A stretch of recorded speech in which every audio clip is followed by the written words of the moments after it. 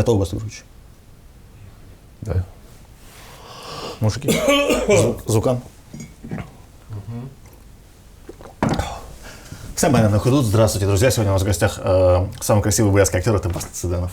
Здравствуйте, Баста Григорьевич. Слушайте, Баста Григорьевич, мы с вами клипак недавно снимали. Да. И пока ехали на место съемок, мы про интервью говорили, и вы сказали, что вы не особо любитель раздавать интервью. Почему, Баста Григорьевич? Ну, было время было, когда очень хотелось давать интервью. Так. Да. Но тогда сейчас никто не это давал, уже что ли? ушло, да. А почему сейчас не хочется? Ну, я не знаю, но уже как-то. Хорошо.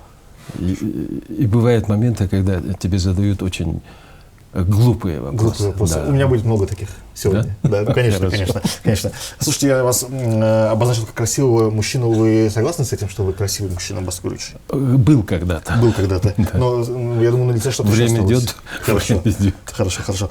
Но, допустим, если к этому присовокупить еще, что вы крутой актер, это тоже был когда-то или остается? Спасибо. Баста Григорьевич, считаете себя крутым актером?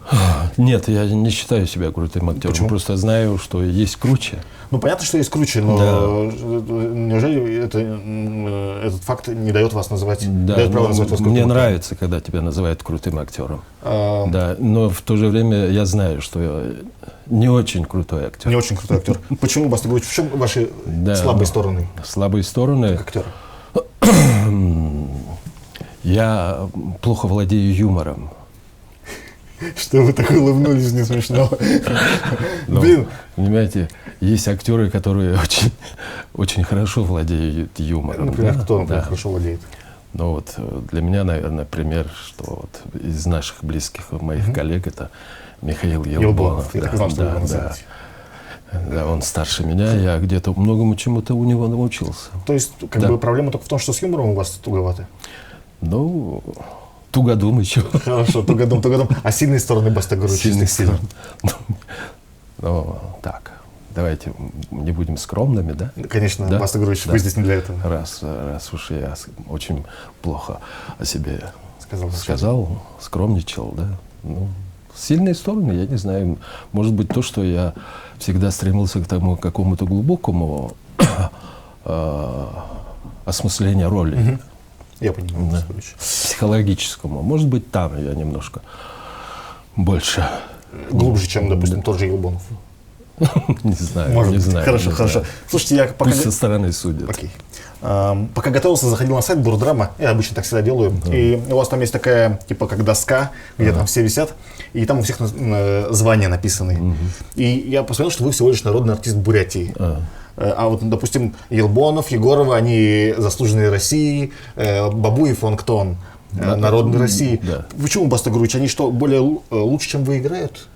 Нет, может быть, в некоторых, да. Лучше Очень, играют? да, Ну, что в лучше. них есть такого, чего у вас нету? Почему они тут на всю Россию, значит, а вы... Ну, допустим, возьмем Елбонова. Да. Я всю жизнь учился у него той свободе, да, внутренней свободе, раскрепощенности. Он свободнее да, вас? Он очень свободный. И по жизни? человек, и по жизни. И да. по жизни. Да. И когда ты в жизни очень свободен, Окей. на сцене это уже очень хорошо смотрится. Елбонов, я понял, а Бабуев, допустим, чем круче? Бабуев круче? Ну, смотрите, он народная Россия, а вы народный Бурятия. Ну, он тоже очень талантливый актер. Тоже свободнее, чем вы. Не знаю.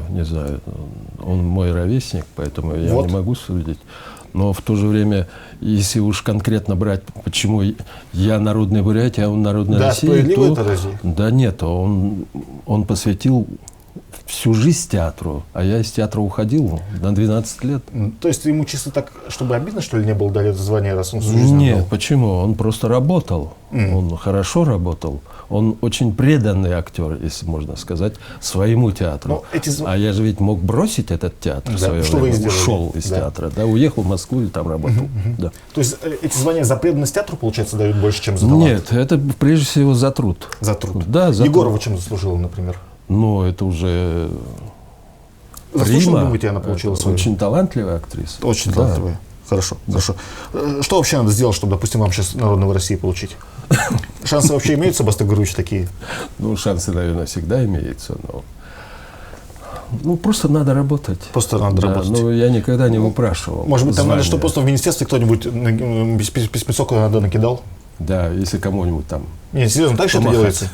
А? Так же это делается? Что делается? Ну, вот эти звания, это разве не так, что просто кто-то там, какой-то чувак из министерства, из Минкульта Бурятии пишет в Минкульт России какую-нибудь заявку, там ее рассматривают, окей. Потому что я думаю, что все чуваки, которые получили вот заслуженных России там, или народных России, им давали в Москве, но вряд ли кто-то видел их в деле, как бы. Но, с другой стороны, меня никогда не беспокоило то, что я имею звание или не имею звания. Я никогда этого не выпрашивал, но просто есть понятие, что некоторые делают это. Ну да. Но единственное, по-моему, в мире государство, где когда-то установили, когда-то сделали так, чтобы давать звание. Да. Мне кажется, что это, с одной стороны, очень... Дебиловато? Да. Давать звание. Да. Я понял. Типа как Джонни Депп, он не является народным артистом. Да, он не является, да. Роберт Де Ниро, не является народным артистом. Я понимаю. Ну и также европейские актеры, да, или китайские актеры. Как можно, допустим, китайского актера, народный артист Китая там? Не знаю. Смотрите, Бастагурович, а вообще какой толк есть от того, что вы это звание получили? Нет. Никакого? Отлично. Никакого. Хорошо. Даже финансового. Окей. А если бы в России были, вы тоже не было бы никакого толка? По-моему, нет.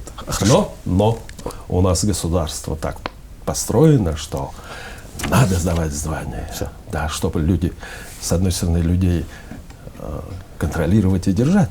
С другой стороны, чтобы они стремились к этому. Потому что это испокон веков же сделано так, что чем лояльнее ты будешь относиться к власти. Государству? Да, к государству. Тем оно тебе будет давать звание. Да, по головке гладить. Хорошо.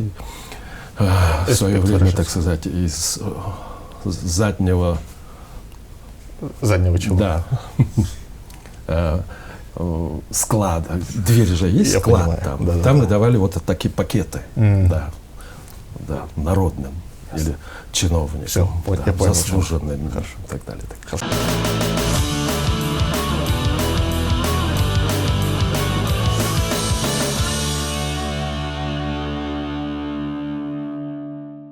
Вообще, актерскую профессию уважаете или не особо? Нет, я очень уважаю актера. Свою профессию я очень уважаю. За что, Бастагурович? Ну, за то, что, наверное, если по моей, так сказать, внутренней, то за то, что я могу высказаться, то, что я в жизни не могу высказаться, то, что в жизни сложно высказаться. Там можно сказать. Да, там можно сказать. Слушайте, а я вот часто слышу мнение, что артисты, актеры очень подневольные люди, и они говорят не то, что они сами хотят сказать, а то, что режиссер хочет сказать. Нет. Получается, наверное, если ты идешь за режиссером, и у тебя нет своего какого-то отношения или своих каких-то мыслей и чувств, то это, наверное, очень бедно, скупо. Вы не идете за режиссером? Я всегда стараюсь и свое. Хорошо. Да. Но вообще, я же ведь не ошибусь, если скажу, что вы разбираетесь в ремесле в какой-то степени. Да, немножко разбираюсь. Вот, и если, допустим, про каких-то актеров известных мировых поговорить, допустим, я не знаю, что думаете про такого человека, как Брюс Ли, например? Знаменитый актер. Брюс Ли? Ну, он больше, наверное, все-таки прославился в свое время своим мастерством. А как актер, Бастагурович, что скажете? Как актер, мне кажется, не очень. Не очень. Ди Каприо? Ди Каприо? Да. Это хороший актер. Хороший актер. Очень хороший актер, да. Что в нем крутого? Ну, это уже очень хорошая европейская школа, и, может быть, плюс американская школа актерского мастерства. Бодров Сергей, знаете такого? Да. Что думаете, годный? Нет, он личность была, мне кажется, очень... Ясно. Да. А как мастер перевоплощения не особо, да? Как актер, но очень сдержанный, глубокий, наверное, да, определенные какие-то роли. Сталлоне? Нет, это не актер. Почему? Ну, просто его сделали. Ну, блин, Рокки взял Оскар, Бастагурович. Ну, это же ведь... Ну, если сравнить нашей школы с школой российской, может быть, да, нашей советской школы, мне кажется, Роберт... Сталлоне. Но это американская индустрия кино, это же ведь совершенно другое. Они берут, допустим, вы сказали, что он плохой актер, что он не актер. Почему, Бастагурович? Когда человек... Нет, я его ни разу не видел очень каких-то глубоких, тонких. Я даже... «Разрушитель» фильм смотрели? Смотрел фильм. Ну вот, там разве не тонко? Он же ведь там не только всех нет, убивает. если, да, там даже есть сексуальные сцены. Максим, если сравнивать, допустим, с Роберт Де Ниро или Аль Пачино, да, он... Никто. Окей, хорошо, хорошо. А Питера Грина, знаете? Это ты сказал «никто». Я просто повторил. А вы повторили мне, вторили Баста Гурыч. Просто я согласен с тобой. Да, вы согласны со мной. Но если бы наказывали, я думаю, нас одинаково бы наказали за то, что в равной степени. Хорошо. Ну, нас же ведь не будут наказывать за то, что мы очень смело с тобой что-то обсуждаем и опускаем некоторых великих актеров. В современной перспективе нас не накажут за это. Конечно. А потомки, я не знаю, что нам могут за это сделать. Кто-то может сказать, что, ну что, Баста рассуждает о Сталлоне. Баста двоеточие Сталлоне. Да, рассуждает о Сталлоне или о Роберте Де Ниро. Окей. Кто он такой? Окей, хорошо, Баста Гурыч. Слушайте, а из местных кого можете выделить? Здесь, в Бурятии. Актеров? Да, допустим, не знаю, Жора Ладоев крутой? Кто-кто? Жора Ладоев, знаете такого? Жаргал? Ну да, Жаргал. Очень талантливый актер. Реально? Да, очень талантливый. Вообще красавчик. Да, красавчик. Молодец. В первом эшелоне здесь, в Бурятии. Но я бы, сказал, в высшем эшелоне. В высшем эшелоне. Кого еще может туда выше занести? Не, очень много талантливых актеров. Парочку. Есть актеры кроме Ярбоновой и Егоровой. Ну, в нашем театре много актеров. Например? Баирто Индонов. Я считаю, что он очень талантливый актер. Что-то его не слыхать. СНГ, да, я его видел. Булат Динганарбоев. Знаю. Но есть, допустим, у вас в театре актеры мирового класса? Может быть, скрытые, латентные? Нет, есть, конечно. Но нет возможности их, допустим, через кино поднять, открыть, раскрыть. Может быть, нет режиссеров у них, который бы увидел в них тот потенциал, талант, дал бы хорошую роль и не только в спектакле, а в фильмах. Но можно, допустим, справедливо бы сказать, если скажу, что СНГ, допустим, не дотягивает до ДЭПа. До ДЭПа? Ну, можно, наверное, сказать. Но у СНГ же не было возможности играть в фильмах. В фильмах? Да, окей. У крутых режиссеров. Хорошо. Вообще, Баста Гурыч, как думаете, вот то, что делает Бурдрам, можно отнести к жемчужинам бурятского искусства? Но единственный в мире бурятский драматический театр, да. Это жемчужина бурятского искусства? Да, жемчужина. А если, допустим, взять шире, и можно ли отнести Бурдрам к жемчужинам вообще азиатского искусства? Ну, тут сложно сказать. Почему, Баста Гурыч? Неужели не дотягиваете? Ну, всегда, мне кажется, мы были местечковым театром. И остались таким? Да. Не было возможности, не было того, может быть, прорыва, не было того какого-то мощного рывка, может быть, который подняла бы наш театр на уровне там европейского или мирового. Ну, пока не было такого. И не будет, скорее всего, как вы думаете? Ну, нет, я надеюсь, что будет. Что должно случиться, чтобы случился прорыв? Ну, во-первых, наверное, чтобы пришел талантливый режиссер. А Сайжины разве мало? Нет, Сайжин еще молода. Но она дает надежды. Но пока только надежды.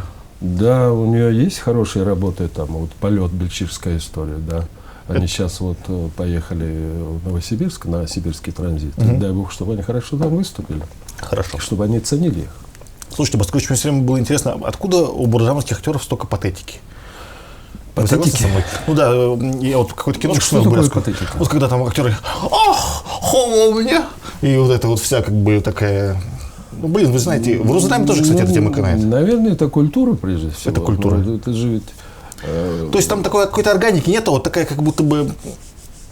Вот у меня вокабуляр в области театральных терминов слабоватый. Ну, во-первых, нету, наверное, еще культуры кино. Да, пожалуй. Культуры кино нету. У нас же ведь не было в Бурятии такой своей киностудии. А в чем большая разница между культурой кино и культурой театра для актера? Но, там что, разные школы? Мне кажется, это разные внутренние... Так сказать, как лучше сказать, что это разные же, все-таки кино и театр это отличается. Актер в кино или актер театра. Я понял. Смотрите, Баста Гурыч, вот вы играете одну и ту же роль в театре и в кино. В чем будет разница в том и другом случае вашей работы? В театре надо работать на зрителей, которые сидят в этом зале. Это понятно, да, а там, да, которые будут смотреть. А в кино уже видно каждая мелочь твоего внутреннего существования. Поэтому если ты где-то наврешь, это очень, или где-то переборщишь, это очень видно. То есть в кино надо качественнее играть. Вот ты сказала, патетики много, да? Да, да. Наверное, в этом и есть вот разница. Хорошо. А вообще, Бастыгурович, что для вас жемчужина бурятского искусства? Жемчужина Да, бурятского искусства? Ну, мне кажется, безусловные. что да, бурятского искусства, но это голоса, То есть певцы. певцы, это Да, круче мне- всего, что делается в бурятском искусстве всего Да, остального. мне кажется, это да. Например, каких вы имеете в виду? Ну, в свое певцов? время я в молодости очень ходил и смотрел на них. Это Лхасаран Лекхауэ, Тогр Жабдашиев, Роднаев. Да, вот Что за эти Роднаев, великие- кстати? Саян Роднаев. Саян Роднаев. Пирогова можно туда отнести, например? Ну, вот из современных, да, с Можно Пирогов, да. Хорошо. Если, Бастыгурович, к вам перейти, вы как актер самое отдельное, что сделали, на ваш скромный взгляд? Для чего? Для кого? Для искусства. Ну, Для мирового искусства, Бастыгурович. Ну, моя скромная личность, если считать с моей ленью и с моей, так сказать, невежеством, Так. да, я, наверное, сделал очень мало. И в то же время я горжусь, что я встретил в свое время режиссера там очень талантливых, это Цампилыч, Целенжапов, Кондратьев. Так. И сейчас вот Олег Юмов. Олег Юмов. Да. Окей. Но вы так и не назвали свое достижение, высшее, по-вашему, Ну, хит-параду. Ну, последние годы это, наверное, может быть, с Олегом Юмовым очень Максар. хороший Максар Максар. сделали. Это Хорошо. Макбет, да. Хорошо. Потом Альтаума в Тарандоте. И Старик и море, вот, мне кажется, хорошо мы сделали. Окей. Да. Окей. Сложно вообще актером работать? Мне просто вот ты спросил, я вспомнил чьи-то слова. Ну, это какая сложность? Ну, это не мои слова. да. Кто-то из американских актеров сказал, ничего, по-моему, Ричард Сталлоне? Гир, что ли, Ричард или Гир, кто-то хорошо. сказал, что ну какая может быть сложность Так, в так. этом? Да, это что он вышел, повыпендривался. Солидарность Да, с актером Гиром. Конечно. Если у тебя есть какое-то нутро, ну вышел, сделал. Выпендривался. Да. Чем вы занимались? Особо сложных таких моментов там нет. Но, с другой стороны, я бы сказал, что все равно в нашей профессии огромная есть сложность. Вы еще где-то работали, кроме как актером? Временами. Где, например? Да, дворником в Москве. Сложнее дворником в Москве или актером работать? Бастыгурович. Нет, ну, конечно, сложнее актером. А почему? Да. Дворником. Ну, дворником там не надо. А где в Москве? Какие улицы мели? Ну, это район Матвеевки. Район Матвеевки. В каких годах это было, Бастыгурович? Ну, это 1996, Офигеть. 7, Блин, вы же тогда уже тут топовый были актер на тот момент. Нет, я в тот момент ушел из театра. Ушли, но я имею в виду, в 80-х же вы тут погремели, и потом пошли дворником работать в да, Москву. но в 90-х годах мы ушли из театра. Когда вся банда ушла Да, в разрешенном месте, было да? время такое, да. Я помню. Да. То есть я не помню, но я в курсе за это дело. Да. Окей.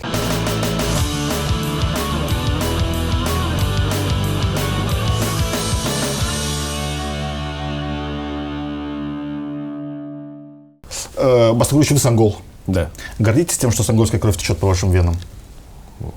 Надо гордиться, наверное, предками, отцом, дедом, бабушкой. Они были очень интересные люди. А сонгольской кровью? Ну, конкретно я не понимаю, что такое цангол, что такое там сарту. Хорошо, хорошо. Окей.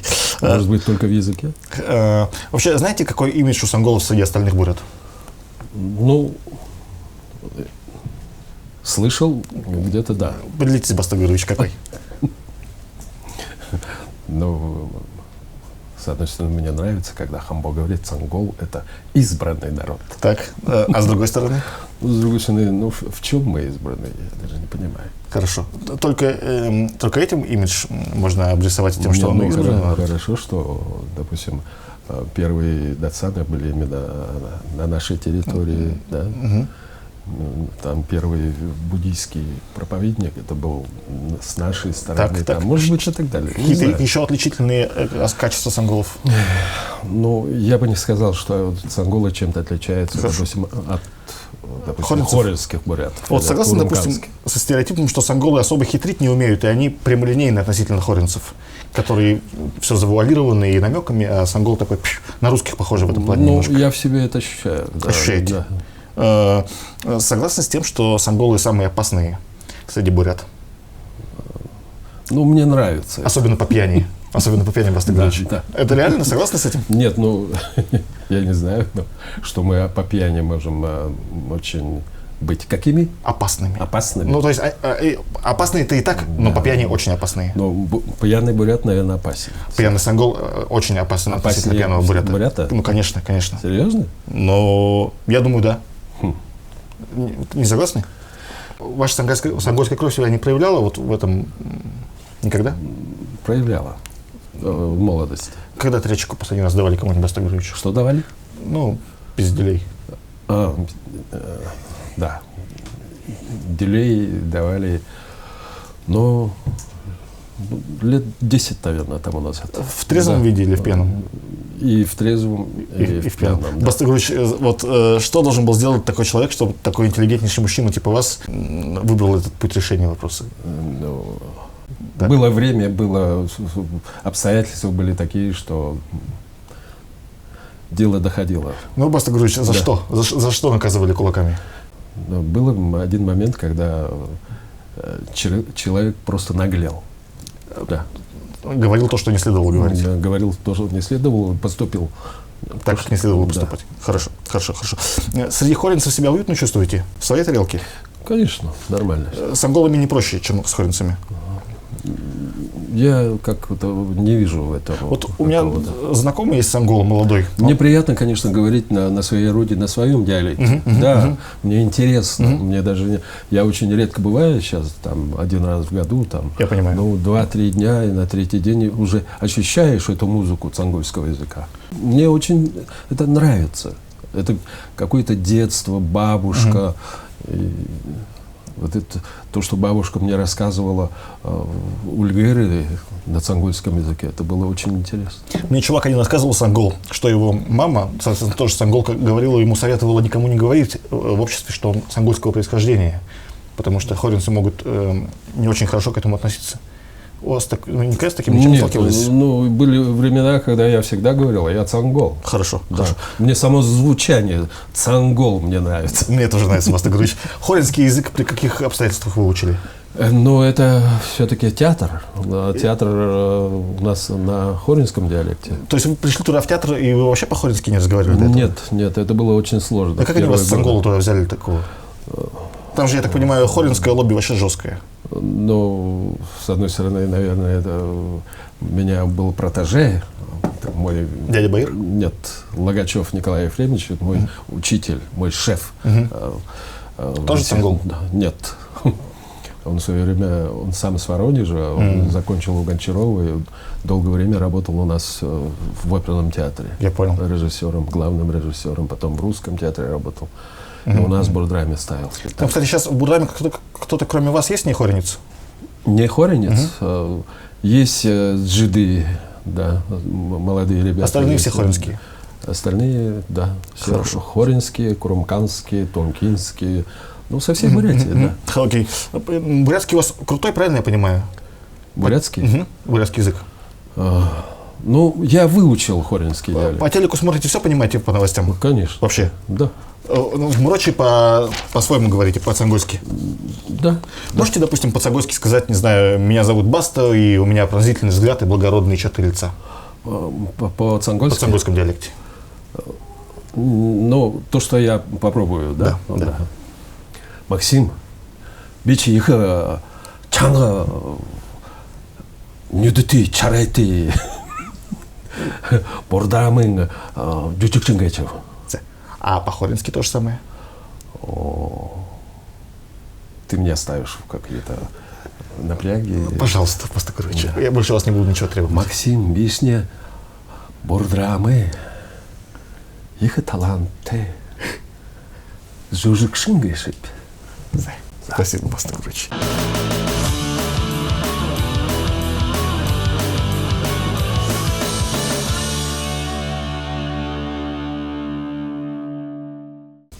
Слушайте, Бастагович, можно я расскажу, Да. как я вас первый раз встретил? То есть, конечно, вы это знаете, но, может, это не... Все остальные не знают этого. Снимаешь, что ли? Ну да, конечно, снимаем. Да, короче, как-то я волею судьбы оказался на пробах, которые Салбон делал. То есть не на пробах, это было... Салбон снимал какое-то кино, я по Логвинова говорю.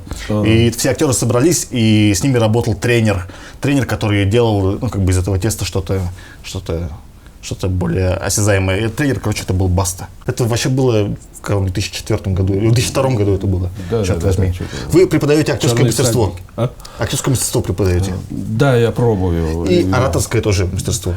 Пробую с детьми. С детьми. Да, да. Что у вас там за публика собирается? Просто дети, что ли? Нет, там дети, и студенты, и взрослые. И взрослые. Да. Что за взрослые, что за люди приходят к Басте? Люди, которые Цыденову? приходят, допустим, человек, который хочет, всю жизнь хотел выступить, так и не осмелился. И, наконец, какая-то возможность у него есть, и, может быть, где-то он увидел там нашу рекламу нашей школы, он пришел и сказал, можно попробовать. А как, кстати, у вас школа называется? Школа называется «Школа актерского мастерства. Курсы. Учимся говорить публично». Все, понятно, понятно. Слушайте, ну там, наверное, люд ходит такой, типа, всякие политики... Есть Есть да, такие. политики. Сейчас в хорале кто не сидит из ваших учеников? Ну, об этом молчим. Так. Он просил не говорить. Мы не будем его называть, конечно, Да, но не сидит будем кто-то, да? Есть кто-то? Да, конечно. Есть кто-то. В Госсовете тоже кто-то есть? В Госсовете не знаю. Ну, в хорале есть? Да. Хорошо. Как они к вам приходят, эти вот хоральцы? Вы им как один урок даете, или у вас там целый курс какой-то? Нет, ну мы занимаемся индивидуально на его территории. На его территории. Да. Сколько стоит одно занятие, Бастагович? Для хоральцев? По-разному. Ну, хоральцы сколько платят? Ну, просто мы договариваемся. Ну, свыше 5 за занятие? 5 это что? 5 штук, 5000 рублей. За одно занятие? Да. Нет, Меньше. Дешевле, конечно. Меньше. Гораздо. Как обычно проходит занятие? Из чего оно состоит? Ну, во-первых, мы просто беседуем вначале. Мы должны же определить, с чего начать. Как мы с вами сейчас. Да, мы же должны определить, в чем проблема-то. Да, он высказывается, я что-то смотрю там и какими-то упражнениями начинаем пробовать. И потом, в конце концов, определяемся, в чем причина того, что человек боится выхода или публичного одиночества. Я понимаю. В чем комплекс, в чем его тормоза. Окей, хорошо. Как мои ораторские качества оцените, Бастагович? Максим, мне кажется, ты хороший журналист. Как вы, не обидев меня, ответили. Да, ну я за сценой скажу другое. Хорошо. В комментах все пишут, шире. В комментах все пишут, что это вообще просто жесть, что я тараторю и делаю дрянь, короче. Согласны? Тараторишь и делай дрянь? Нет, ну я бы не сказал, что просто надо к тебе привыкнуть, мне кажется, что, допустим, первую твою программу видел, мне было действительно казалось, что тараторишь. Но потом, когда уже вторая, третья, четвертая, мне уже понятно, почему ты тараторишь, почему ты торопишь, почему ты напрягаешь собеседника. Хорошо. Надо над этим мне работать или все оставить как есть? Нет, мне кажется, нормально. Да. Надо работать? Да, работай. Для чего, Бастагович? Ну, во-первых, очень, мне кажется, допустим, ты сегодня пригласил, но раньше я видел очень интересных людей, очень интересные беседы, и очень... Нет, стойте, Бастагович, я говорю не про то, что... Стойте, нет, не про то, надо ли мне работать, я имею в виду, а надо ли мне работать над ораторским мастерством, Бастагович? Ораторским мастерством? Ну, конечно. Да. Черт возьми, что я буду вас спрашивать, надо ли мне работать или нет? Нет, ну, я, наверное, да. Ораторское мастерство. Да. Над тараторством и всем остальным. Ораторское мастерство. Да. Но я ни разу не видел тебя со сцены. Вот когда я у тебя увижу со сцены, как ты будешь владеть тысячной аудиторией, вот тогда я тебе скажу... Ну, я тоже вот тысячной аудиторией владею через... Нет, ну мы сидим в этой конурке. Хорошо, окей. А что там... Около...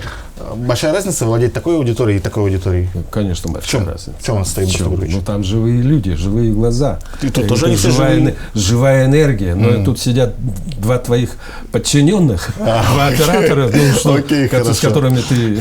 Хорошо. Ну, а актер, как думаете, получился без меня, Бастагович? Актер? Ну да. Приходи ко мне на занятия, мы попробуем. Хорошо.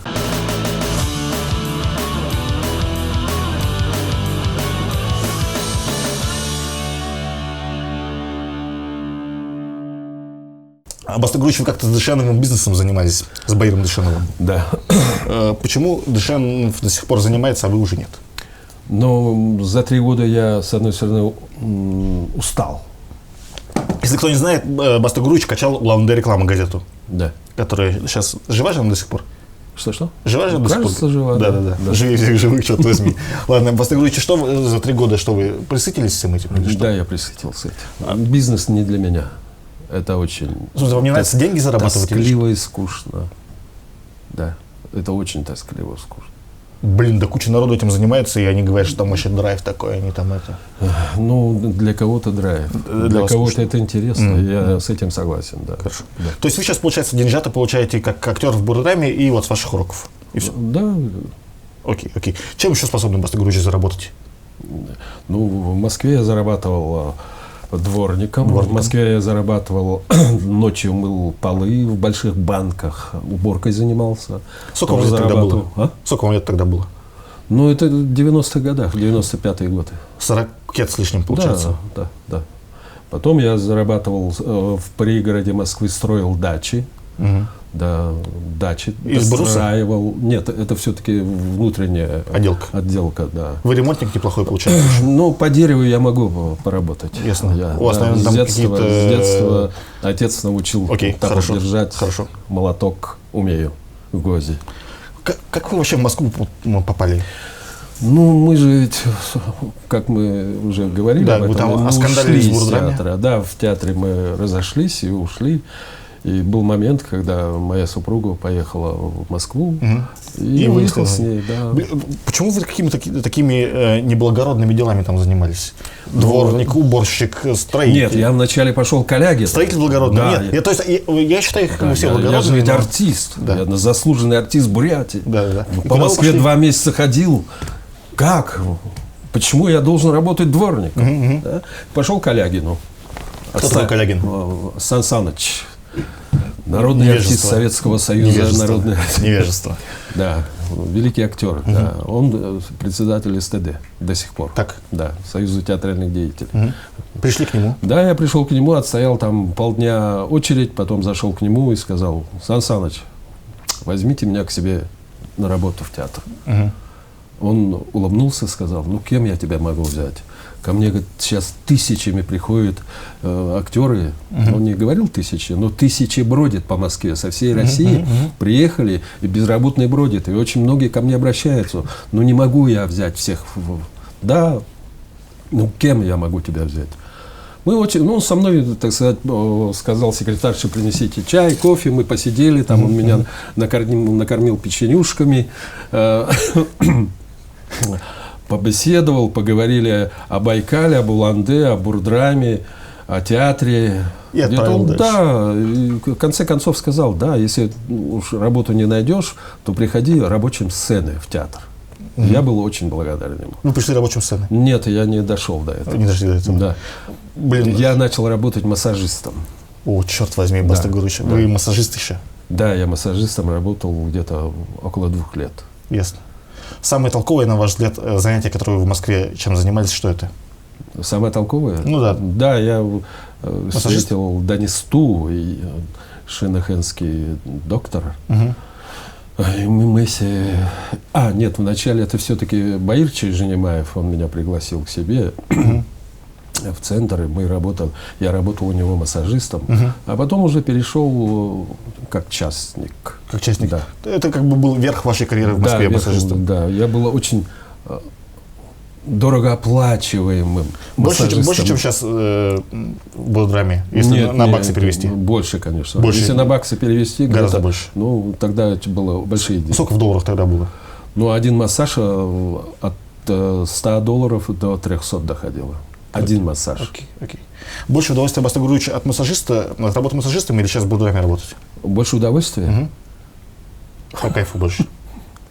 Больше удовольствия. Не, удовольствие — это когда ты деньги получаешь, наверное. Тоже есть. Это большое удовольствие, да? Да.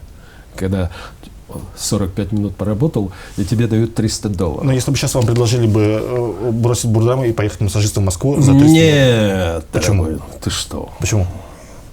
Ну, во-первых, уже... Руки не те, что ли? Уже настроение не то. Настроение. Да, Хорошо, хорошо. Все-таки я заражен, болею.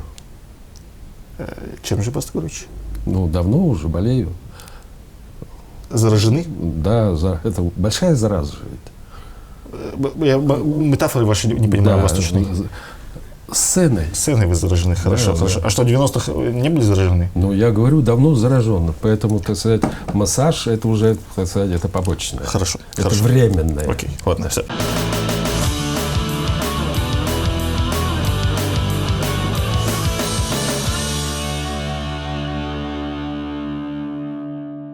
Бастер Григорьевич, вы официально были 4 раза женаты. Да. Сколько раз по любви? Нет, почему это? Кто тебе сказал 4 раза? Всего 3 раза. 3 раза? Да. 3 раза. Но 4-е были тоже типа как брак, но не зарегистрирован. Да. Сколько по любви из 4? Все. Все по любви. Да. А вообще, можете упомнить, сколько женщин за всю жизнь любили? Всех я любил. В той или иной. Ну, Да. хорошо. Я ладно. влюблялся. Влюблялся. Да, я очень влюбчивый. Это видно. Был. Ну, я думаю, остаетесь, Бастер Григорьевич. Остаетесь. Не знаю. Самый короткий, самый долгий брак, сколько, Бастер Григорьевич? 12. Это самый короткий? Длинный. Самый длинный, а самый короткий? Ну, остальные все там по 5, по 6. По 5, по 6. Да. Из 4 какой больше всего понравился? Все они хорошие. Неплохие были. Да. Хорошо. Нет, ну, во-первых, все женщины, с которыми я встречался. Мы только о 4 да, говорим пока что. О 4. А всех давайте пока не будем. 4. Потом ко всем перейдем. Да, все 4 женщины, я их очень уважаю, я их очень ценю, я их до сих пор? Да, конечно. Да, были, когда мы жили вместе, были сложности. Были сложности. Да, были сложности. Но сейчас, по истечению какого-то периода времени, все-таки я очень им благодарен. Больно было расставаться, Бастер Григорьевич, с облегчением? Всегда больно. Всегда больно? Всегда Все 4 больно. раза? Да, всегда больно расставаться. Как переживали расставание? Что помогало? Вы так улыбнулись, как будто бы алкоголь вам помогал. Нет, алкоголь тоже помогает. Хорошо. Да, хорошо. Кстати, очень хорошая это помощь. Хорошо. Вернемся к алкоголю попозже, Бастер Григорьевич. Да? Ну да, я сейчас не хочу женщин с алкоголем мешать. Хорошо. Так вот, причем про облегчение и про расставание, что еще помогало, Бастер Григорьевич? Ну, во-первых, любовь все-таки к театру, любовь к сцене, любовь к своей профессии. Хорошо. Да, это прежде всего. Бастер Любовь Григорьевич, к творчеству, наверное. Это очень... Неужели после второго брака непонятно было, что остальное уже ничем хорошим не закончится?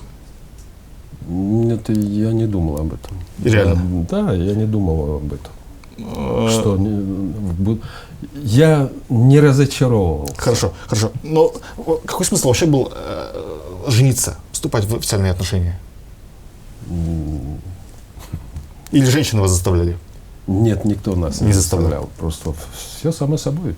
Хорошо. Но смотрите, мы хотели создать семью. Вы все 4 раза женились в смысле, что это на всю жизнь? Или вы заранее знали, что это на какой-то период определенный? Нет, это на всю жизнь. Вы всегда думали, что... Это на всю жизнь, да. В какой момент становилось понятно, что это нифига не на всю жизнь? Ну, через какой-то там период времени, я понимаю, через год. Нет, не через год, но 2-3 года. Через 2-3 года. Да. Вот что должно произойти, чтобы стало понятно, что это не на всю жизнь? То есть мне хочется понять, где эта граница между двумя состояниями, когда вам кажется, что это на всю жизнь, и когда вы уже знаете, что это не на всю жизнь. Вот эта вот граница, просто у меня столы, что вот эта щель? На всю жизнь или не на всю жизнь? Да. Ну, конкретно я не говорил об этом. Я не думал, что это на всю жизнь или не на всю жизнь. Блин, вы же только что сказали, что вы думали, что на всю жизнь. Я с самого начала, с моей любимой женщиной, мы шли к этому. Но проходит время, и наступают какие-то периоды конфликта, периоды непонятных требований и так далее. Но что поменялось вот через эти 2-3 года? Что меняется-то? Откуда эти требования берутся? Отношения меняются. Отношения к жизни, отношения друг к другу, отношения к чувствам друг друга, отношения к требованиям, порывам, желаниям друг друга. Все меняется. После все люди- открывается, я имею в виду. Открывается. Да, вначале все За это говно выливается, что ли, Да, наружу? нет. Вначале все это через чувства, через мечты, через сдержанность, наверное, все-таки это слово, наверное, многое же мы ведь на первых встречах скрываем Плохого или хорошего? плохого. Плохого. Да, негативного. Типа чего, Баста Гуревич? Я просто хочу знать, о каких Негативного. примерно плохих вещах идет речь. Ну, во-первых, допустим, эгоизм. Эгоизм мы скрываем. Да, да. Конечно, мы скрываем всё это. Хорошо, Да, хорошо. да. Потом нам надоедает его скрывать, и мы даем ему... Да, просто мы освобождаемся от какого-то, мы становимся свободнее, мы... Я понимаю. То есть всякий раз, когда мы, получается, даем волю своей личности, то тогда мы эту черту Да, и переходим. Да, переходим эту черту, переходим То есть, когда мы себя эту грань. истинными показываем. Да. Правильно? Да. Ну, тогда получается, Баста Гуревич, Политика. что пока мы обманываем и как бы держим себя в руках, то Нет, все мы же окей. не обманываем. Нет, хорошо, не обманываем. Пока мы держим себя в руках, пока мы дозированно все даем, то все ништяк. Как только мы становимся самими собой, то все плохо. То есть не то, что все плохо, я не говорю, что и тут хорошо, а там плохо, то там как бы становится понятно, что эта телега далеко не едет. Ну, конкретно, это же ведь все сложнее гораздо. Хорошо, Да. хорошо, я понимаю, Да, я понимаю. да. Но вообще, я буду прав, если предположу, что все 4 раза по вашей вине ничего телега далеко не поехала. Я бы сказал, да, по моей вине. По моей вине. Да. Женщины не виноваты. Нет. Вы сами считаете это проблемой или нет? Ну, это Свои прежде всего проблемы. моя проблема. Считаете Да, проблемой? проблема. Проблема есть. Да, Сейчас до сих пор существует она? конечно. Отлично, отлично, отлично. А в чем эта проблема состоит, Баста Гуревич? Что? В чем эта проблема состоит? Вы корни ее знаете, где лежат? Или Ну, я уже не совсем? промолвился слово эгоизм. Хорошо, хорошо.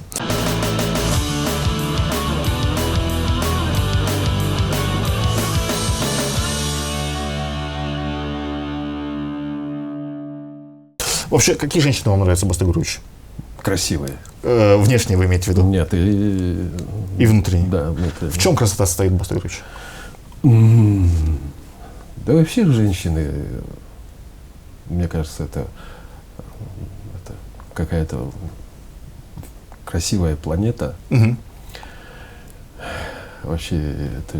Что-то вы так печально вздохнули, Баста Гуревич, черт возьми. Ну, почему печально? Наоборот, может быть, немножко с грустью. С грустью, немножко, с тоской. С тоской Почему? По женщинам? о будущем. О будущем. О будущей пассии. Хорошо. Да, Но у вас же будущей вообще пассии. очень много увлечений было.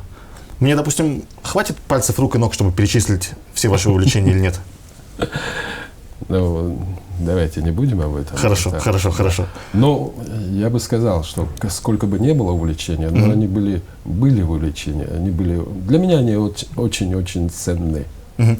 Баста Гуревич, было такое, что кого-то страстно желали, но не смогли добиться? Ну, конечно. Реально? Да. А почему? Что не хватало? Ну, Блин, не нравлюсь я ей. Окей, окей. Не понравился своим эгоизмом, Мне своим кажется, напором, такой мужик, как своей вы, по-любому грубостью он и должен так был далее, своего так далее. добиться. А? Мне кажется, такой мужик типа вас, он по-любому должен был своего добиться, разве нет? Но были моменты, когда надо было добиваться. Хорошо. Но я говорил себе, такая хватит женщина. пису. Да. Хорошо, хорошо. Слушайте, если к этим бракам вернуться, там брятки были все 4 раза? Да. Почему? Нет, ну, может быть, четвертое. 4-е не бурятка. Да. Разница какая-то есть между бурятками и не бурятками? А 4-я русская была девчонка? Метиска. Метиска была. Большая разница между метисками и бурятками? В быту. Да, есть В разница. чем состоит, Баста Гуревич? Но это все-таки культура. Ну да, я понимаю. Культура, да. Ну в чем разница культуры? Ну, наверное, это очень... Так. Ну, бурят, русский, это же ведь большая разница. Ну да, но Да. мне хотелось бы вот такое наглядное проявление, чтобы проиллюстрировать просто. Какую-то мелочь, может быть. Мелочь, мелочь. Ну, допустим, почитание. Буряты все преклоняются перед старшими, Да. русские Ну, свободнее там к немножко этому. проще, свободнее, да. Свободнее. Да. Хорошо. Как относитесь к тем людям, которые выступают за то, чтобы буряты только с бурятами строили семьи? Нет. Не согласны? Нет, не согласен. Особенно ваше поколение, мне кажется, очень любит такую тему. Нет, я бы не сказал. Не сказали бы, что Да. Нет, и среди моих есть друзей, которые Так да, считают. считают. Но вы не согласны с ним. Нет, я не согласен с ним. Хорошо. Я ведь не ошибусь, что у вас были девушки и на 20, и на 30 лет моложе вас? Да. И на 40, наверное? Да. На 40 тоже были? Конечно. Окей. Но я также, наверное, не ошибусь, если я скажу, что, несмотря на такую разницу, вы всегда спокойно их во всех смыслах легко и удовлетворяли. Как, в смысле, удовлетворяли? Ну, то есть... Деньгами? Деньгами, своей любовью. Своей любовью, конечно, в большей степени. Ну, я надеюсь, да. Да. Надеюсь, да. Бастагурович... Жалоб не было. В чем ваш секрет? Вам сейчас 66. Да. Черт возьми, это все мужики в 66 ничего себе, или вы редкое исключение? Ну, наверное, об этом давайте хитро улыбнемся. Хорошо. И пропустим эту тему. Хорошо, Бастагурович. Сейчас ваше сердце свободно или занято? Свободно. Любовь в нем живет? Любви нету. Когда последний раз с девушкой расстались? Как давно? Расстались с любовью. Или с чем? Так давайте сначала с девушкой, а потом с любовью. Нет, вначале любовью, наверное. Да, с любовью когда расстались? Ну, наверное, лет 5 тому назад. Это ваша четвертая жена была? Или другая девушка? Да, наверное. А с девушкой когда последний раз расстались? Ну, Бастагурович. Каждый год. Каждый год? Да. Хорошо. В 18-м году уже расставались? В 18-м нет еще. В 17-м последний раз было? Да. Хорошо. Сейчас охота новых отношений? Всегда есть драйв. А сейчас жениться, допустим, охота было бы у Бастагуровича? Нет, жениться нет. То есть сейчас, если какие-то отношения будут, то как бы без... Я, конечно, предугадать не могу и сказать, что вот конкретно... Хорошо. Но вам сейчас плохо, будучи неженатым, или вы себя вообще комфортно чувствуете? Или хорошо? Я чувствую себя очень комфортно. Очень комфортно. Да. Зачем тогда нужна женщина, Бастагурович? Как? Ну, Без что женщин никуда. Блин, но что может дать... Они были всегда в моей жизни. Я понимаю, да. но... Не знаю, чтобы там трахнуться, вы можете воспользоваться проституткой. Чтобы пообщаться, у вас там, не знаю, друг есть какой-то. Что женщина именно может дать, чего вам... Именно так сказать, совместить и физику, и духовное, и чувственное в одно. Да. Окей. И это немножко поднять и полететь. Хорошо. А себя вы любите, Бастагурович, вообще? Да. За что? Давай это тоже пропустим. Это что, у вас больной вопрос какой-то, Нет, это Бастагурович? не больной вопрос. Я всегда задумываюсь об этом. За что я себя люблю? Но вы себя любите за что-то или, может быть, нарциссизм какой-то просто? Наверное, скорее всего, я немножко уважаю себя. Уважаете я себя. уважаю свои поступки, свои чувства, свои отношения, свои поиски, свои страдания, свои Я понимаю. ошибки, Бастагурович, поступки. на самом деле, и так уважение, далее. это же как бы... Ну, блин, офигенная штука, и не каждый его имеет к самому себе. Вы его чем-то заработали, или оно у вас изначально было, это самоуважение? Самоуважение, ну, это прежде всего, наверное, от отца, от матери, от бабушки. Но был такой момент, когда вы себя не уважали по жизни? Были, конечно. Когда? Конечно. По молодости конечно. или... По молодости, по поступкам. Ну, что за поступки такие? Вот что за поступки Бастагурович совершил, что он себя перестал уважать? Ну, во-первых, было в одно время очень... Я увлекался спиртным. Очень увлекался. Почему это лишило вас самоуважения? Из-за этого были очень большие конфликты с моими женщинами. И за это я себя не уважаю. За то, что были конфликты, или за то, что увлекались спиртным? Вместе. Из-за этого, из-за спиртного были конфликты. Блин, ну куча людей бухает, как бы, но это не мешает им быть успешными и уважаемыми среди других людьми и не терять собственное уважение в том числе. Но я же... Мне почему-то Шуров пришел на ум. Неважно. Ну, я же не говорю о том, что я окончательно, так сказать, или вы вообще в говно ставлю там... на себе крест Хорошо. или что-то. Нет. Конечно, я определенный период времени, когда я делал очень много ошибок. Хорошо, окей. Бастагурович, а вообще что-то больше, чем женщины, кайфа в жизни вам дает или давала? Больше, чем... Работа, например, или бухло тоже? Нет, ну мне всегда это чтение, наверное. Чтение? Да. да. Что отдельного, допустим? Да, чтение, искусство, художники. У меня очень много друзей художников. Для меня это огромный мир, где можно рыться постоянно, где можно рыться, увлекаться, смотреть, интересоваться. Это удивительный мир художников. Давайте еще про женщину один вопрос, и мы потом эту тему закончим. Знаете, у бурят есть такая тема, не знаю, как у современных, но, может быть, у современных тоже, я думаю, есть. Особенно, я думаю, если приглядеться к культуре, это будет очень рельефно проступать, что для бурята, для пацана, я имею в виду, женщина number one — это часто мать. Женщина, какое слово сказал? Номер один. Да. Это мать. Да. Потому что всегда все певцы поют про мать, я что-то, согласитесь, даже песен про мать дофига, а про любимую девушку поменьше. С вами такая тема проходит? Для вас тоже мать номер один? Или вы не считаете, что мать — это номер один? Нет, номер один, да. То есть никакая женщина вам... Недавно я встречался со своим другом, Лама Байраднаев.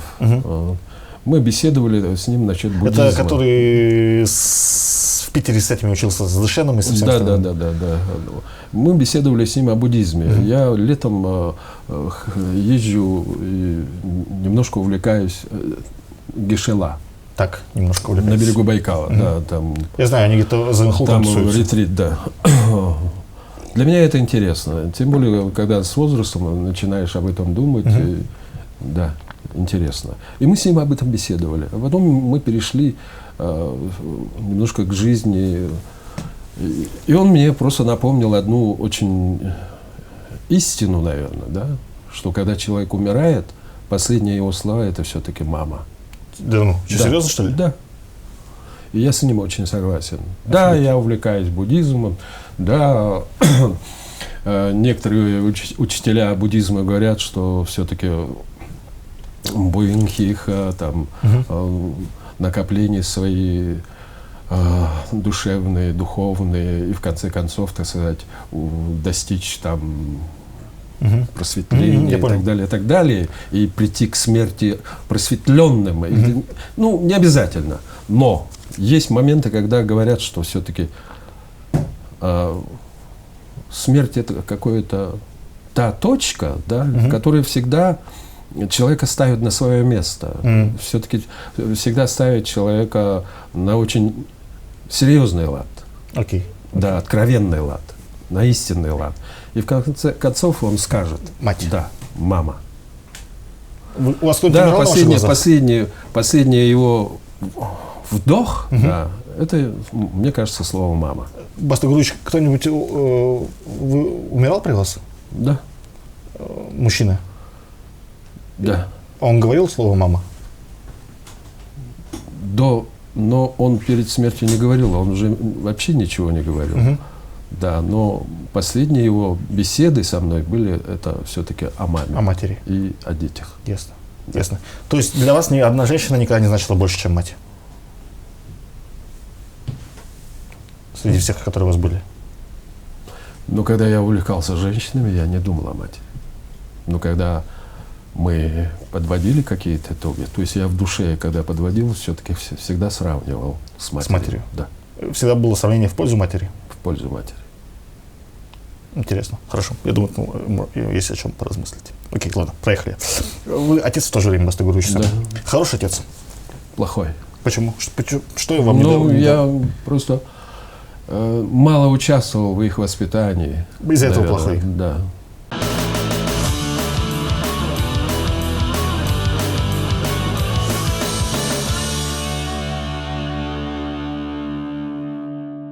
Вчера, когда я вам звонил перед интервью, мы договорились насчет встречи. Вы сказали, что вы допоздна в инете сидите и книжки читаете, поэтому попозже просыпаетесь. Да. Что вы там в инете делаете? Переписываюсь, во-первых, с друзьями. Еще? Что? Еще, кроме переписки? Роюсь. Да, пару любимых сайтов можете назвать, Баста Гуревич? Да, я роюсь в искусстве Японии. О, ничего себе. А что там именно в искусстве Японии? В живописи. В живописи? Да. Хорошо. А книжки что? В современном. Что за книжки читаете? Сейчас я увлекся заново, может быть, сказать, дзен-буддизм. Дзен-буддизм. Да. Тоже японская какая-то тема? Японская тема. Хорошо. Хорошо. Бастагурович, можете пару самых дельных произведений искусства назвать, на ваш скромный взгляд? Что-что? Пару самых дельных произведений искусства назвать, на ваш скромный взгляд. Допустим, в области литературы. В области литературы Да. что? Пару дельных произведений искусства. Дельных? Дельных, да. Дельных. Да. Ну, это же огромное. Самых дельных Это Бастагурович. огромное. Хорошо, Там давайте можно из запутаться. этого огромного моря две рыбки Да, ну поймайте. просто то, что было в последнее время, допустим, Хемингуэй. Хемингуэй. Да. Что Хемингуэй? В свое время я увлекался Достоевским. Достоевский. Да. Что Достоевский? Весь Достоевский? Весь Достоевский. Весь Достоевский. Да. Хорошо, что из литературы, киношки. Пару киношек можно назвать? Да. Кино. Ну, мне нравятся очень хорошие фильмы американские, Какие? европейские. Бастагурович, конкретики. Названия. Мне нравятся Режиссеры. конкретные, допустим, в последнее время Тарантино. Тарантино. Да. Тарантино. Музыка, Бастагурович. Музыка. Мне нравится джаз. Джаз. И тот классический поп. Это какой классический, 70-й, что ли? Скорпион. Чингисхан. Вот это? Не. что? Ну, мне в свое время, допустим, очень я увлекался Элтон Джоном. Элтон Джон, все, я понял. Алисом Купером. Окей. Да. Сейчас мне очень нравится Стинг. Да, особенно его последние его произведения там. Я не могу назвать там по-английски, английским. Хорошо, отлично. Вы упомянули, что у вас большой опыт общения с алкоголем. Да. Когда попробовали в первый раз? В первый раз в 8 классе. В 8 классе. Да. Водка? Нет, это были какие-то вина. Вина. Да. Какие-то крепленые вина. Что вас привлекает в алкоголе? Вкус или нечто большее? Вкус или нечто большее? Что манит в алкоголе? Ну, наверное, это, если уж очень откровенно, то это когда мне понравилось, когда я выпиваю, это тогда, давно, молодым. Когда я выпиваю, я забываю свои комплексы. Наверное, это многим нравится. И за все эти годы, в принципе, ничего не поменялось? Нет, То есть сейчас вы пьете по тем же причинам? Да, комплексов стало меньше, но и алкоголя стало меньше. Меньше. А когда был пик? Пик? 90-е годы. 90-е годы. В связи с чем, Бастагурович? Тогда комплексов было больше всего? Нет, но все-таки в то время весь Советский Союз рухнул, и на улице. Я помню эти моменты, 91 год, когда действительно идешь по улице, очень много лиц. Бухих? Нет, я имею в виду растерянных, глаза. Это я хорошо помню. И атмосфера на улице была очень такое растерянная.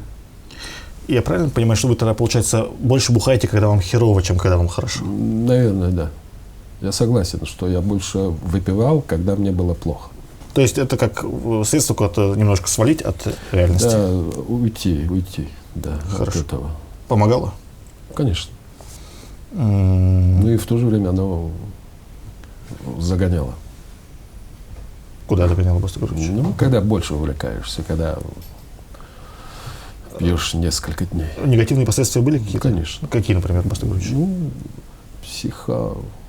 это огромная депрессия. Послеалкогольная уже? Да, Послепохмельная? Да. Послепохмельная. И какие-то поступки твои не очень приглядные и со своей семьей и так далее, и так далее. Ну, типа, кого там, жену избил, что ли? Нет, конечно. А что? Но то, что обязан делать, то, что не делаешь. Деньги зарабатывать? И это тоже было. Хорошо. Доводилось ли в пьяном виде на сцене играть? Было. Когда? Последний раз? Ну, это было лет уже 7-8 назад. Да. Кто режиссером тогда был? Режиссером чего? Театр кто там заведовал? Ну, был Бальжетов. Окей. Да. Что за спектакль? Можете сказать эту историю, как вы пьяные оказались на сцене? Пьяный оказался на сцене. Давай не будем об этом. Хорошо. Но это все-таки все равно это неприятно вспоминать. Но и в то же время, конечно, это прошло. Там все спалили. Зрители поняли, что Баста был пьян? Нет. А актеры поняли, что Баста был пьян? Ну, они, да, чувствовали. Да. Хорошо. Бастагурович, вам запойное пьянство знакомо? Да. В чем соль запойного пьянства? То есть во имя чего? Соль или трагедия? Соль. Я понимаю, соль это кайф. Да? Соль это квинтэссенция. Квинтэссенция? Суть. суть. Ну, во-первых, это большое общение с друзьями, да, и большое, так сказать, расслабление, можно сказать, когда ты уходишь в такие дебри. Да. Вы с друзьями все время уходите или в одного тоже можете уйти? Нет, я в основном все с друзьями. С друзьями. Да. Продолжайте, пожалуйста, вас короче. Ну, уходишь в такие дебри, в такие откровенности, когда ты можешь говорить обо всем и уходить какие-то... Особенно, когда твой собеседник или я, кому-то хороший собеседник, мы открываем очень мощные какие-то внутренние порывы, внутренние тайны, где один можешь, наверное, и не порыться, а когда с собеседником можно порыться. Ну и много разговоров, конечно, вокруг театра, вокруг да, сколько может такое души. Продолжаться? Сколько может продолжаться такой запой? Неделя, 10 дней. Неделя, 10 дней. Окей. Баста, вот вы с самого начала знаете, что дело с запоем кончится уже в первый день, или это, так сказать, нет, постепенно приходится? Никогда. То есть у вас нет такой мысли, так, сегодня бы надо в запой уйти дней нет, на 7? этого, конечно, нет, этого не было, наверное. Хорошо. Но, Баста Гуревич, из того, что я услышал, сложилась весьма, как бы, в принципе, неплохая картина такого необходимого психоанализа, который помогает разложить. Да, вот, наверное, хорошо ты сказал, что психоанализ. Ну, блин, ну да, что-то в этом есть. Почему-то все запой не любят и говорят, что это плохо, когда вы тут хороший, так сказать. Нет, ну, все-таки я же еще не говорил о негативе. А что, в чем негатив состоит, Баста Гуревич? Ну, негатив, во-первых, с этим ты теряешь очень многое. Ты теряешь семью, да. Ты теряешь отношения, ты теряешь здоровье. Вы потеряли здоровье? Просто вы... Конечно. А печень болит сейчас? Нет. Ну, слава богу. Нечем уже болеть. Нормально все. Окей. Да. Хорошо. Сейчас запой до сих пор ходите иногда? Нет. Сейчас как. Ну, 2-3 дня можете пробухать? Ну, 2-3 дня, если хороший собеседник, хорошая компания, да, мы можем уехать на Байкал или... Да. Но это проблемы вы уже не считаете, то есть там как бы все... Нет, я не считаю проблемой. Проблема была, когда у тебя обязанности. Семья, дети. Я понял. Проблема. Тогда была проблема. Когда один проблема Когда нет. по один, то какая понял. Проблема? Хорошо. Был такой вариант, был такой расклад, Баста Гуревич, когда был шанс того, что вы сейчас вообще сопетесь в говно просто по жизни. Было. Когда это было, в каких годах? Ну, это 94-5 годы. Почему вы тогда не спились? Что вас удержало? Женщина. Да. То есть она вас просто за шкирку поняла? Да, я влюбился. А, новое увлечение какое-то? Конечно, да. Новое увлечение, и оно больше значило, чем я у уехал в Москву. А, вот так вот. Да. Все. Ну, если бы этого не было, мне кажется, что вот эти самые сложные годы, где Советский Союз рухнул на улице, без денег. Вы бы сейчас в центре тусовались бы с алкашами. Да, может быть, да. Была бы такая вероятность, что... Что сейчас бы с рукой сидели бы? Может быть, даже и не было бы меня. По пьяни кто-нибудь грохнул бы вас? Ну, там сердце остановилось. Я понял вас. Хорошо, Баста Гуревич.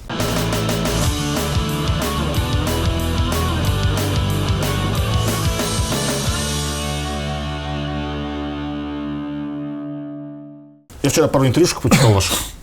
Можно я оттуда ваши цитаты зачитаю? Их 2 будет, но я их в одну сплету. Я читаю отвратительно. Очень много сожалений, хотя это переходит потом в переживания, даже страдания. Но это очень мне помогало в творчестве, познании роли, духа человека. Если быть еще более откровенным, это куча ошибок, поступков, которые ты в жизни совершил. И 2. Да, были неудачи. И в жизни, и в профессии были. Их вспоминать очень больно. Ты мог сделать это лучше, но ты не сделал, хотя и мог. Остается тяжелый осадок. Все время что-то откладывал, то времени не было, то еще что. А все было возможно, все было в моих руках. И к этим мыслям я все время возвращаюсь. Извиняюсь за смешок. Баста Гуревич, что это за ошибки, за сожаления, о которых вы там... Ну, это когда я говорил-то, я не помню. Ну, в последние 5 лет точно, не старше того. Да. Просто какой-то печальный, черт возьми, монолог. Нет, есть, конечно, сожаления. Есть, бывают сожаления. Да. Мог ты сделать и не сделал. И да. что, вы до сих пор себя корите? Нет, блин, я не корю, не конечно. корите. Я не фанатично корю. Я иногда это, да, вспоминаешь. Жизнь вообще хорошая штука, Баста Гуревич, по-вашему? Мне кажется, очень. Понравилось вам, в принципе, то, что Ну вот и в пока то что же вы время прожили? она, да, она очень таинственная. Таинственная. штука, Можете парочку приятных воспоминаний вспомнить, так, навскидку выдернуть? да. Что, Приятных воспоминаний чего? в своей жизни, конечно, Баста Гуревич. Ну, это всегда связано, мне кажется, с детством, с матерью, Давайте вот. с первой любовью, с первыми твоими успехами. Конкретно, Баста Гуревич, давайте ситуацию, воспоминания. Ну, допустим, любовь. Я в 10 классе влюбился в свою учительницу. Да, это приехала Кяхта, интернат, и к нам 10 класс, то есть наш школа. И сколько было приехала, старше, была намного вас? Она только что закончила Краснодарский пединститут и приехала по распределению. Лет 5 разница была, значит. Ну, 5-6 лет, наверное, да. И я влюбился, да. И это продолжалось целый год. Мы с ней стали очень большими друзьями. Даже директор школы и учителя наши начали ее где-то укорять. Почему, какие отношения у вас с десятиклассником? Но она мне не говорила об этом. Ее даже на педсовет, оказывается, вызывали. Там, из-за этого? Да, из-за того, что мы с ней дружим. Поцелуй случился, Баста Гуревич? Нет, никакого Вообще поцелуя, ничего не было? ничего. Это были очень... Это огромные...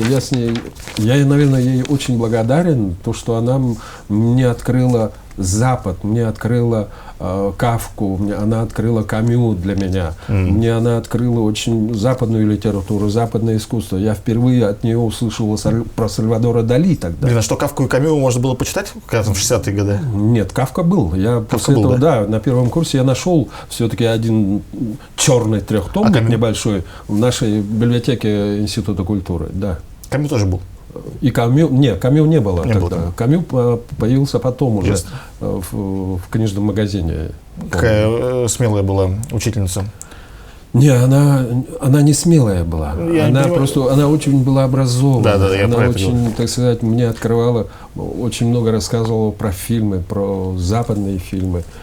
И она в свое время успела, у нее отец, то есть родственники жили в Польше, и у нее какие-то были связи, она часто ездила в Польшу. Окей, я понял. Слушайте, Баста Гуревич, как думаете, есть у вас чему поучиться? У меня? Да. Нет, я, наверное, не пример. Не пример. Нет. Ну, то есть, вот, например, смотрю я на вас, есть мне в чем-то, в чем я мог бы ориентироваться? Есть что-то, в чем я мог бы ориентироваться на Басту? Мы все друг у друга чему-нибудь и как-нибудь, есть же такое выражение. Да. Наверное, мы у всех учимся. Я, допустим, в театре я учусь у молодежи. А у меня чему-нибудь учитесь? У тебя? Да. Но мы с тобой очень уже сколько общаемся. Так. Я где-то для себя ловлю, что в молодости я не был таким свободным, как ты. Хорошо. Да. Мне это как-то вот, да. Окей. Я умолчу, чему я учусь у вас. Баста Гуревич, еще буквально пару вопросов. Да. Олег Юмов или Сайжан Жамбалова? Конечно, Олег. Почему? Просто Почему Олег? Мы уже давно дружим. Хорошо. Мы Сайжин это, она очень молодая, и поэтому я с ней не общаюсь. Душевный секс или душевная пьянка? Все вместе. Сначала бухнуть, а потом трахнуться?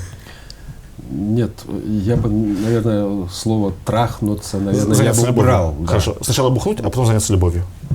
Да, наверное. Многие парни говорят, что по пьяни не так хорошо получается, как по трезваку. Я не знаю. У вас нормально? Нормально все. Хорошо. Максан или Старик и море?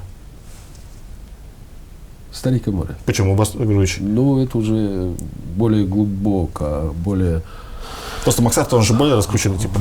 Да, там было немножко молодо, зелено, и в то же время я не успел туда вникнуть еще. Я понял вас. Отлично, Баста Гуревич. Спасибо большое за интервью. Пожалуйста. ВРТ. Пока. Счастливо. Мы с Бастой Гуревичем тусим на «Голосе кочевников», и Баста Гуревич там вообще всю молодежь... Не понял. Я к тому, что вы пример для того, чтобы оставаться молодым и энергичным долго и счастливо. Вот. Спасибо. Особенно в 2017 году было круто. Или в 16-м. А что там было? А помните, Москвич, когда вы там ночью напролет шумели на дискотеке? Да.